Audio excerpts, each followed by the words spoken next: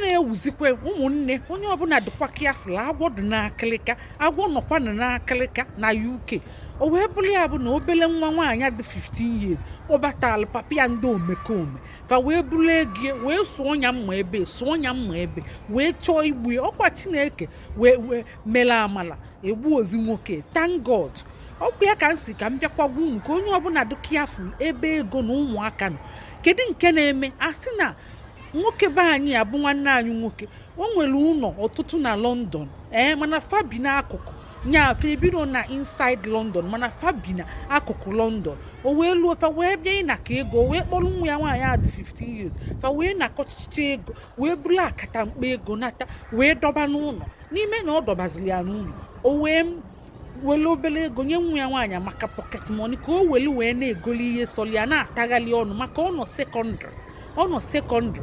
So ọkwana ya ọmakwụ na nwa ya na-eme oyi nwoke. Ọkwana ya ka nwa ya were ego wee pụọ wee were excitement wee jegwa oyi ya nwoke dịkwa 15 years fancha na-agụ sekọndịrị wee si ya na papa ya bute akata mkpa ego dọba n'ụlọ na onye biekwelie na ịmaga excitement na-asị na ihe adịgo kafalibe ihe ịma ụmụaka amụrụ n'obodo oyibo fanara ala aka anything and fanara eme oyi nwoke maka ego na-adị mgbe niile. A na-enye ụmụaka ego pocket money na-enyefa na-emeghelifa bank account were bampas nyefe fa na-apịli ego ka o si sọfa. Ụfọdụ ụmụaka nwezuchi bank account na fa ji apịli ego so fanara eme oyi nwoke maka ego na anụghị. So anyị ga-adị careful ebe ego dị ya na ụmụ anyị. Ihe anyị ga na-emezi bụ iweta ego igosi na nwa gị ego maka o jezi gwacha oyi ya nwoke kwee n'isi ma ihe o mere ojezie kpọọ ndị gangi ya n'ime na o jezi kpọọ ndị gangi ahụ. O wee sị ka fa bịa bute ego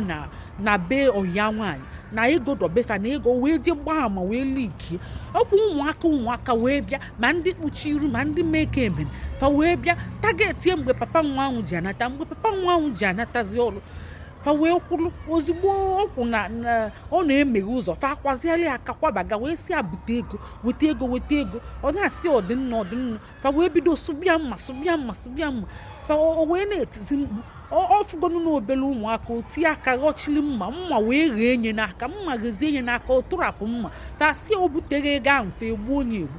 O wee je meghe ụzọ bupụta akata mkpa ego ahụ wee bunyefa n'ime na o bunyezi ife akata mkpa ego ahụ fa wee bulie wee pụọ fa wee je na-eke fa wee bukwe onye bịa n'ụlọ akwụkwọ ịmaka akpa afa na anya n'azụ bag fa wee bulie wee bịakwute nke gbara ama wee sị ka ekebe ego ka a gbasazi akwụkwọ ịmakwa na ihe ọkpụkpa na-akpị ya the girlfriend ka nọ fa na-ekwu okwu ego na-eke ego na-asị ọ bụ mụnwa wetara information ego m ga-aka nka ndị nke ọzọ si ọ bụrụ anyị gara aga ọ bụkwanụ na ejidere anyị kedu ihe ga-eme ọ bụrụ anyị ga-ata afụfịa mgbe ahụ itinye mbọ fa na-agbaghazi mgbagha obele nwa ahụ wee sị wee je baa na mposi wee kpọọ ndị eke wee dail ya 999 ya 9 ọkwa ịdailere anya kwuo ebe ị na ozugbo ndị eke abịago wee nwụchikọ ofa ncha wee fụkwa na fa bụ ego ahụ na akpa bag wee tụọ figa. Ọkwana ya ndị be anyị biko ị na-emekwa ihe ego ebe ụmụ gị nọ isi fa biko dododo fa agwakwana onye ọbụla ma best friend ya ifugo ka best friend ya nya na ya dị tight secondary ka fa nọkwa ya ụmụ obele ụmụaka dị 15 years wee mụta ihe a wee were mma bịa ibulu ego unu afụghị agwọ nọkwanụ n'akịlịka. Ọkwa nwa ya nwaanyị akpọzi wee sị na ndị a na-eke ego unu afụgo ka nke ego si wee weta okwu. Ndị ewunu ndị be anyị daalụnụ biko afa m bụ Lọlọ Nneka Ijelenze. Ọ bụ na mba Eliza ka nsi na-ewetara unu ozi ọma.